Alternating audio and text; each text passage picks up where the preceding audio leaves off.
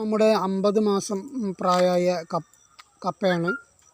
വർമ്മ ഇനത്തിൽപ്പെട്ട ഇനമാണ്. ഇതിൻ്റെ മൂപ്പ് ഡ്യൂറേഷൻ 7 മാസം മുതൽ 8 മാസം വരെയാണ്.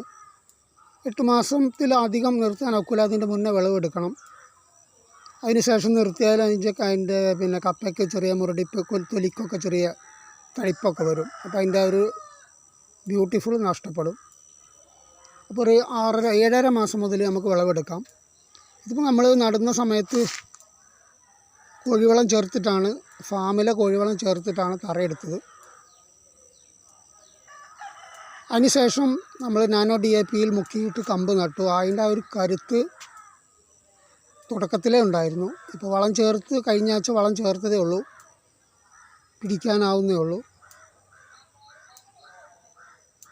വളം എന്ന് പറയുമ്പോൾ നമ്മൾ യൂറിയ, പൊട്ടാഷ്, രാജ്ഫോസ് 3 കൂടെ സെപ്പറേറ്റ് മേടിച്ച് മിക്സ് ചെയ്ത് ഒരു 100-120 ഗ്രാം വരെ ഓരോ മൂടിനും ചെയ്യുകയാണ് ചെയ്തത്. ഇനിയിപ്പോൾ വലിയ കുഴപ്പമില്ല, നല്ല ഒരു കരുത്തോടെ വരുന്നുണ്ട്, നിങ്ങൾക്ക് നോക്കിയാൽ അറിയാം. പിന്നെ നമ്മുടെ വീഡിയോസിലൊക്കെ ചെറിയ ഇതൊക്കെ വരാം, ക്ലാരിറ്റിയൊക്കെ കുറവ് വരാം. കാരണം നമ്മളൊരു വ്ളോഗറോ യൂട്യൂബറോ ഒന്നും അല്ല. നമ്മളൊരു ചെറിയ കൃഷിക്കാരൻ. കൃഷി അറിവുകൾ മറ്റുള്ളവരിലേക്ക് ഷെയർ ചെയ്യുക, അവരിൽ നിന്ന് അഭിപ്രായങ്ങളും നിർദ്ദേശങ്ങളും അറിവുകളും സ്വീകരിക്കുക എന്നുള്ളതാണ് നമ്മുടെ ലക്ഷ്യം. അപ്പോൾ എല്ലാവരും വീഡിയോ ഇഷ്ടപ്പെട്ടാൽ ലൈക്ക്, ഷെയർ, സബ്സ്ക്രൈബൊക്കെ ചെയ്യാൻ ശ്രമിക്കുക.